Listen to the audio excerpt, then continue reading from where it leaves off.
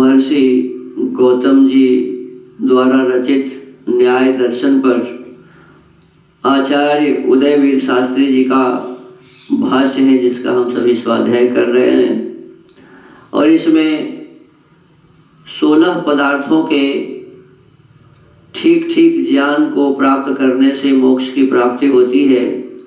तो उसमें प्रथम जो प्रमाण है, जिसको हम सब ने जान लिया है, प्रत्यक्ष, अनुमान, उपमान और शब्द, ये 4 प्रमाण हैं।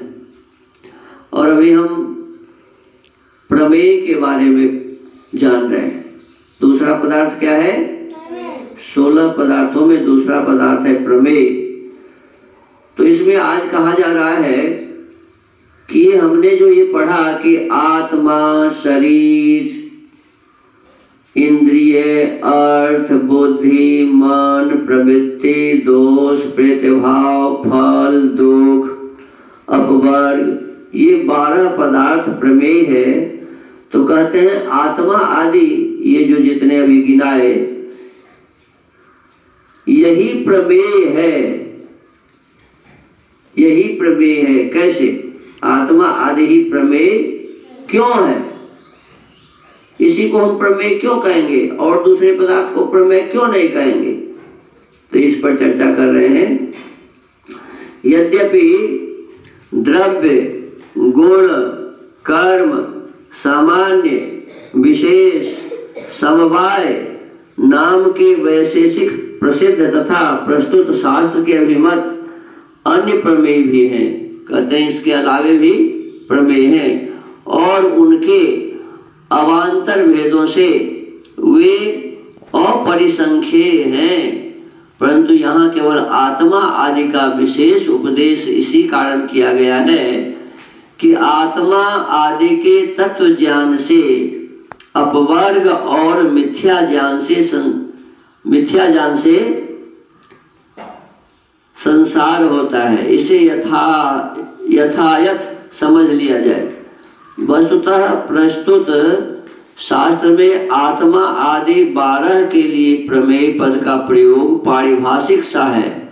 वैसे द्रव्यादि प्रमेयों में यहाँ पठित आत्मा आदि सबका समावेश है। ये केवल 12 जो इसमें गिनाए गए हैं, प्रमेय इतना ही नहीं है, प्रमेय बहुत सारे हैं, लेकिन इन 12 के माध्यम से मोक्ष की प्राप्ति होती है। इन 12 को जान लेने से अपवर्ग की प्राप्ति होती है, मोक्ष की प्राप्ति हो जाती है। तो इसीलिए हर एक को जानने की आवश्यकता नहीं है। हर एक को यदि हम जानने लगे एक एक पदार्थ को, तो इतना पदार्थ है कि हम सबको जान ही नहीं सकेंगे। तो हम कहते हैं कि पहला जो पदार्थ है आत्मा, तो आत्मा का क्या चिन्ह है? आत्मा के लिंग। आत्मा आदि प्रमेयों में आत्मा का बाह्य इंद्रियों से प्रत्यक्ष नहीं होता। हम आंख के द्वारा आत्मा को देख नहीं सकते, हाथ के द्वारा छू नहीं सकते, हम अपने नासिका के द्वारा परमात्मा को आत्मा को सूंघ कर नहीं जान सकते, जिह्वा से चख कर आत्मा को नहीं जान सकते। तो कहते हैं आत्मा आदि प्रमेयों में आत्मा का बाह्य इंद्रियों से प्रत्यक्ष नहीं होता। तब क्या केवल आप्तोपदेश से उसका अस्तित्व स्वीकार कर लेना चाहिए? अनेक लोगों ने कहा है, विद्वानों ने कहा है, इसीलिए केवल हमें जान लेना चाहिए? शिष्य की इस जिज्ञासा पर सूत्रकार ने अनुमान प्रमाण द्वारा उसकी प्रतिपत्ति के लिए निर्देश किया। आत्मा को जानने के लिए कौन सा प्रमाण जरूरी है? अनुमान प्रमाण जरूरी है। तो इसमें इसका चिन्ह बताते हैं कि आत्मा है, इसके क्या चिन्ह है, कैसे पता चलेगा?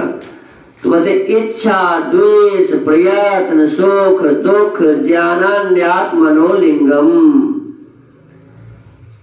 इच्छा, द्वेष, प्रयत्न, सुख, दुख और ज्ञान कितने हो गए? गिनती करूं। इच्छा, द्वेष, प्रयत्न, सुख, दुख और ज्ञान कितने हो गए?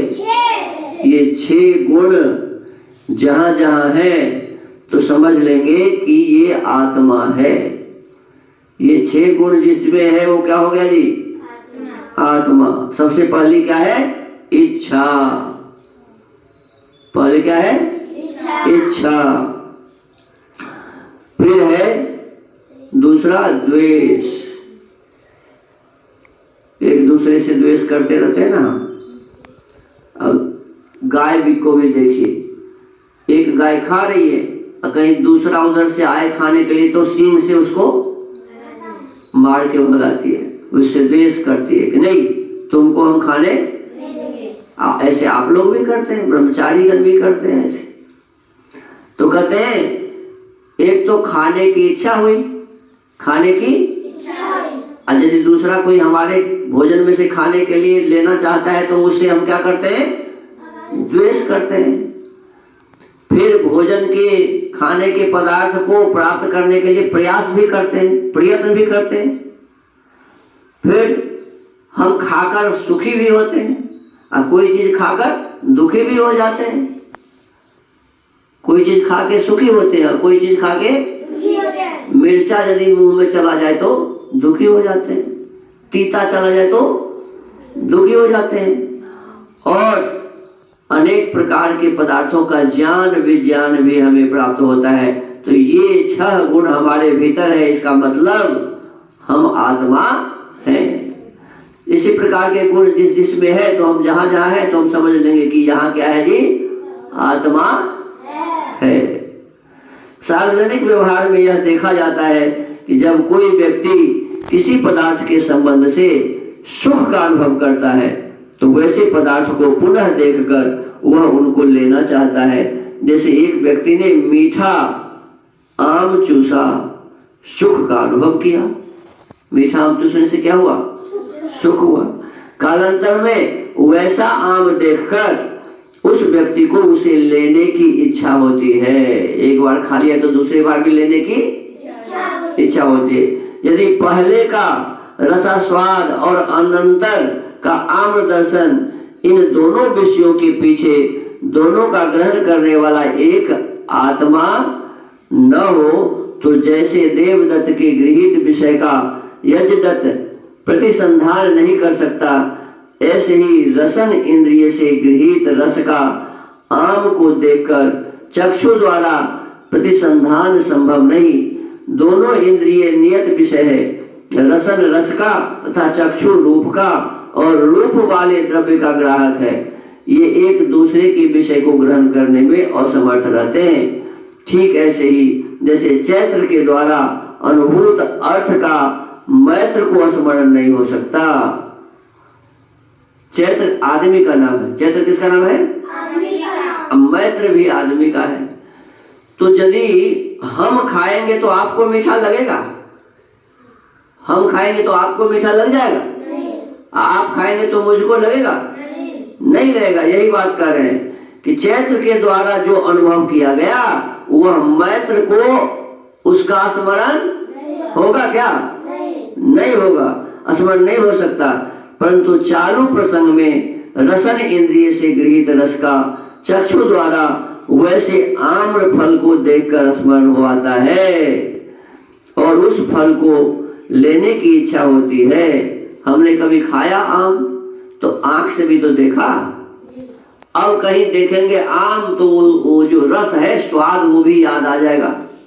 आम को देखेंगे तो रस का स्वाद नहीं आ जाएगा, इच्छा होती है। इसका तात्पर्य है चक्षु द्वारा फल को देखकर उसे लेने की इच्छा उसी को होती है जिसने वैसे फल का प्रथम रसास्वादन ग्रहण किया होता है।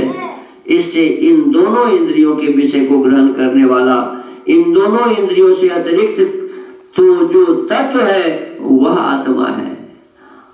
देखो, आंख ने देखा आम है और जिह्वा ने चखा कि ये मीठा है। ये आम है और मीठा है, ये दो, आंख भी एक इंद्रिय है और जिह्वा भी एक इंद्रिय है। तो आंख चखा, आंख देखा और जिह्वा चखा कि इस चखने वाला और देखने वाला कोई और है, कोई कोई और है जिसे क्या कहा जाता है? आत्मा। असली देखने वाला कौन है? आत्मा, जो आंख से देखता है। असली चखने वाला कौन है? आत्मा, जो अपने जिह्वा से चखता है। तो चक्षु द्वारा फल को देखकर उसे लेने की इच्छा उसी को होती है जिसने वैसे फल का प्रथम रस स्वादन ग्रहण किया होता है। इससे इन दोनों इंद्रियों के विषय को ग्रहण करने वाला, इन दोनों इंद्रियों के से अतिरिक्त जो तत्व है वह आत्मा है। इस दोनों इंद्रियों से अतिरिक्त क्या है?